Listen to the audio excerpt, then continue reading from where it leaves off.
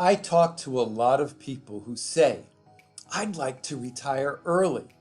For everybody, that definition of early is a little bit different, but what I say to them is, be careful of what you wish for, because if you're not properly prepared, you can really enter the dark side for an early retirement. And in this video, I want to share with you what some of those elements are and how to avoid them. But before we get there, subscribe to my channel. I have over 30 years of experience in the retirement planning field. Hit the notification bell to be alerted when we post new videos so I can get you the information you need so you can pursue your retirement.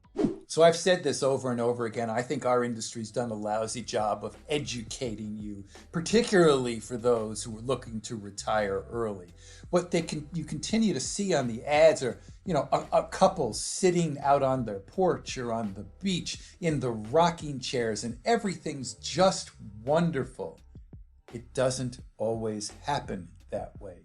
And these ads and the education that you get from other financial advisors oftentimes does not address some of the really important issues you need to be aware of so you can feel confident that you can retire early.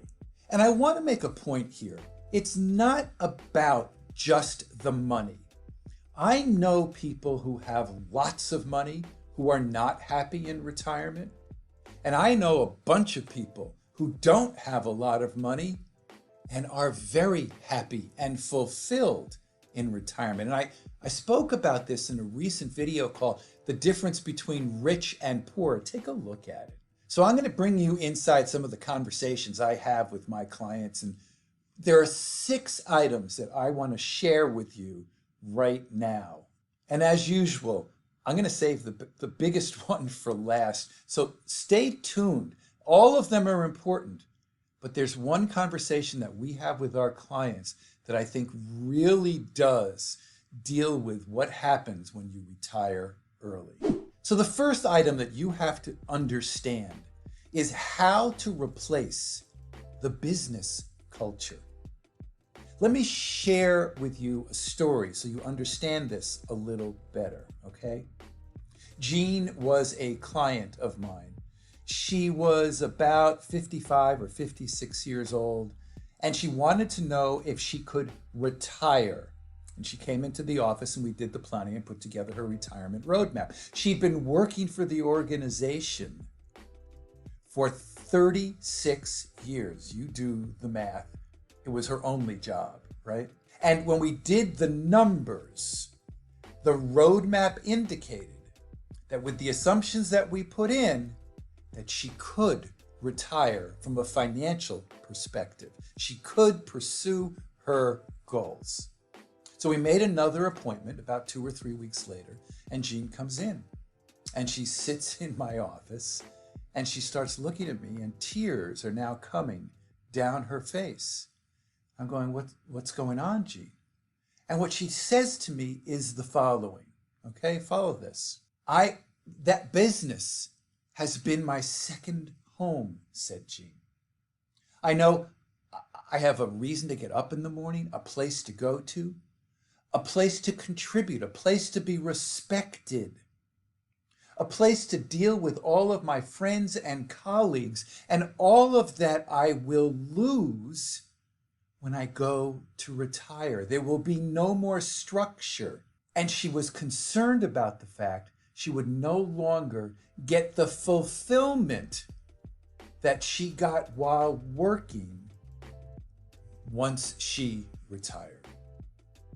And she chose to wait another couple of years before she retired. It's not just about the finances. And these are the conversations that we have with our clients that you need to be having with your advisor. If they're not talking to you about this, you need to bring it up or get to somebody who's dealing with this in the retirement planning space, and have conversations with your spouse or partner as well. It's important to visualize what will happen in retirement and to understand that going to work is more than just the paycheck. The second item that you have to realize is Actuarial tables tell us that we're living longer. Therefore, if you retire early, 55, 50, and the actuarial tables, and we do planning for our clients and pretty much have them living till 90 or 92. So now your money has to last you 35, 40 years, or in essence, the extent of the time that you had actually been working. So it really puts a burden on making sure that you're accumulating and accelerating that investment nest egg so that it can potentially provide you with the income you're going to need over that length of time. If you have not done the planning, and this is why the retirement roadmap that we do is so important for our clients. If you don't do that planning and you retire early on a wing and a prayer, hoping everything's going to work out, you really are putting things at risk. And it's a real risk when you do retire early without understanding the numbers. And if you really want to know if you're prepared for retirement, go to our banner and hit the quiz button. It's a 2-minute investment in yourself that will provide you with some clarity.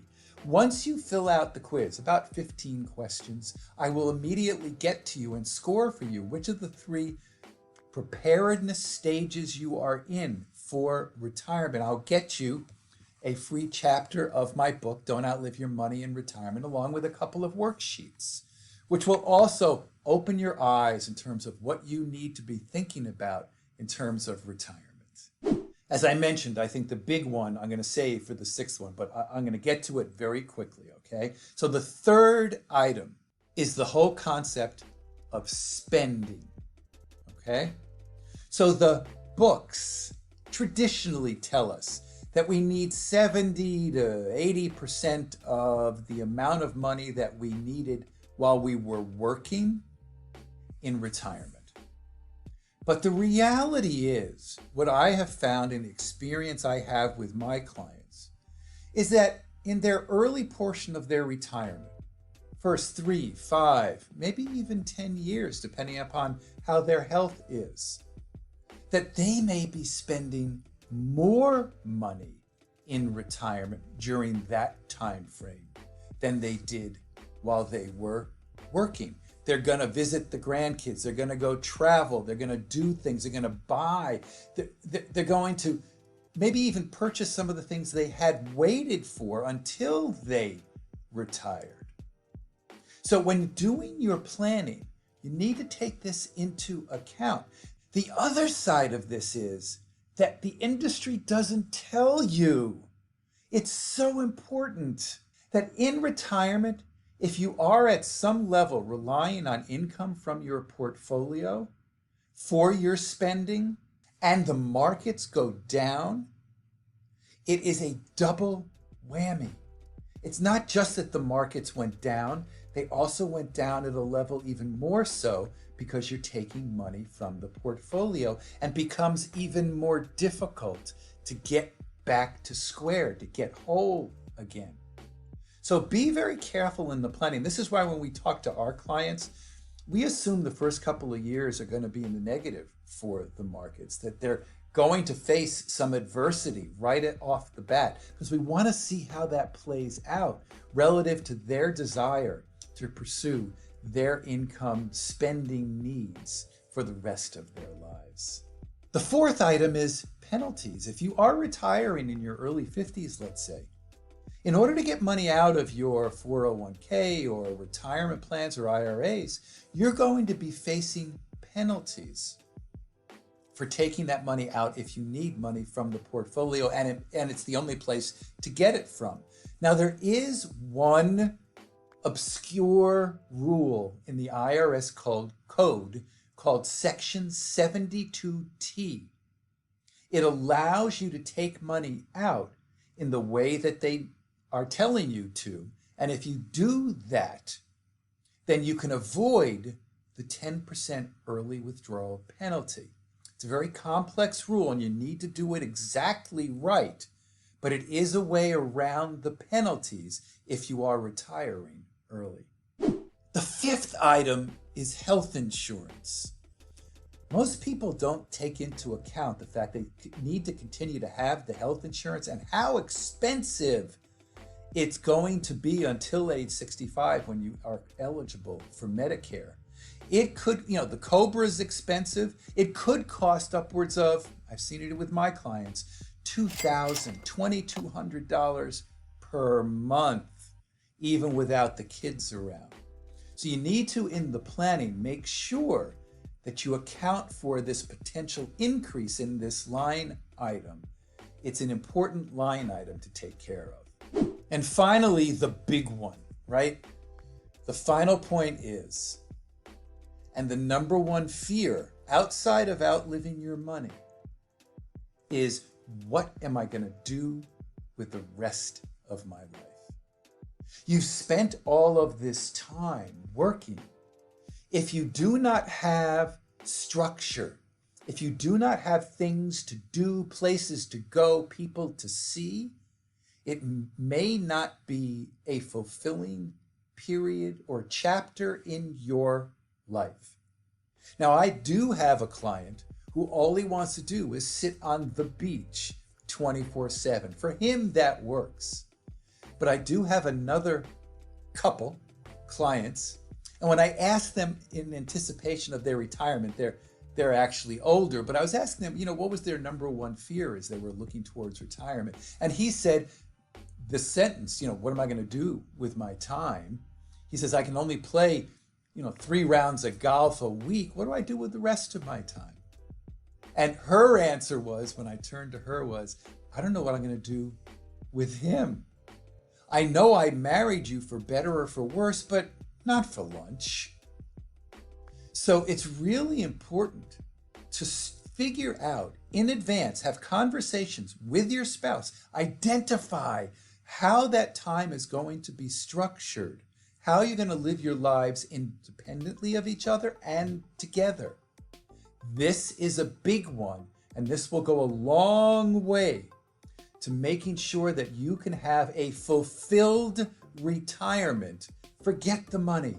We all want to, right here, feel like we're doing all we can and getting rewarded, getting fulfilled, and enjoying the journey.